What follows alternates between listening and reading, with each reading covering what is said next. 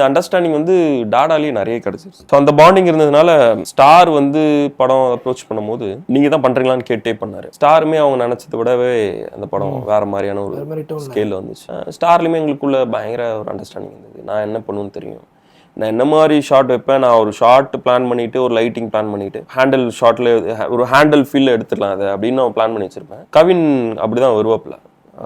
கவின் ஒரு சீக்வன்ஸ் கூட இருக்கும். கவினோட ஃப்ரெண்டு வந்து ஒரு அலுமினி மீட் ஒன்று இருக்கும்.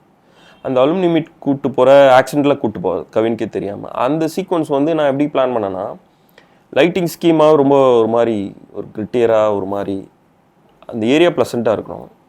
எப்படின்னா ஒரு ஃபங்க்ஷனுக்கு ப்ரிப்பேர் பண்ணி வச்ச ஒரு இடம், பட் ஆனால் ராவாக இருக்கணும், ஃபேஸில் விழற லைட் ரொம்ப ராவாக இருக்கணும்னா நான் அவனுக்கு ப்ரிப்பேர் பண்ணிவிட்டு இது ஃபுல்லாகவே ஹேண்டில் ஷாட்டாக எடுக்கணும் அப்படின்னு பிளான் பண்ணிட்டேன். ஏன்னா ஸ்டெடி கேமில் எடுக்கிறதோ நீங்கள் பிளாக் ஷாட்டாக எடுக்கிறதோ கொடுக்குறத விட ஹேண்டில் வந்து சில மொமெண்ட்டை பயங்கரமாக என்ஹான்ஸ் பண்ணுவோம், பர்டிகுலராக நம்மளோட பர்ஃபார்மன்ஸ். இது நாங்கள் 2 பேர் பேசிக்கலாம். ஆனால் கவின் வந்தோடனே அதான் கேட்டார், நம்ம இது ஹேண்டில்டாக போக போகிறோமான்னாரு. ஏன்னா கவின் வரும்போதே அந்த அந்த அந்த சீன் என்ன பண்ண போகிறோம் அந்த மூட்லேயே தான் வருவாப்பில். வரும்போது இது ஹேண்டில் தான் பண்ண போகிறோமான்னாரு. ஹேண்டில் தான் ப்ரோ அப்படின்னு. எங்களுக்குள்ள அதிகபட்ச கான்வர்சேஷன் கூட தான் இருக்கும். சம்டைம்ஸ் நம்ம வந்து பேசின அந்த ஸ்டேஜிங் இதை விட இல்லை இதை கொஞ்சம் இம்ப்ரூவைஸ் பண்ணிக்கிட்டோமா அது மாதிரி பண்ணிக்கிட்டோமான்னு முன்னாடியே சொல்லிடுவார்.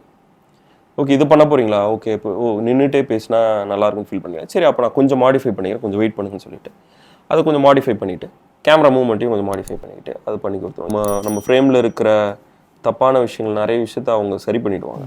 தப்பான விஷயங்கள்லாம் எனக்கு தெரிகிற விஷயம் லாஸ்ட் மினிட்ல சம்டைம்ஸ் வேறு ஏதாவது ஆட் பண்ணணும்னு ஒன்றும் பண்ண முடியாது. அவங்க ரொம்ப மேஜிக்கலாக மாற்றிடுவாங்க அந்த மொமெண்ட்டை. அது கவினோட ஒர்க் பண்ணது வந்து செம்ம எக்ஸ்பீரியன்ஸ்.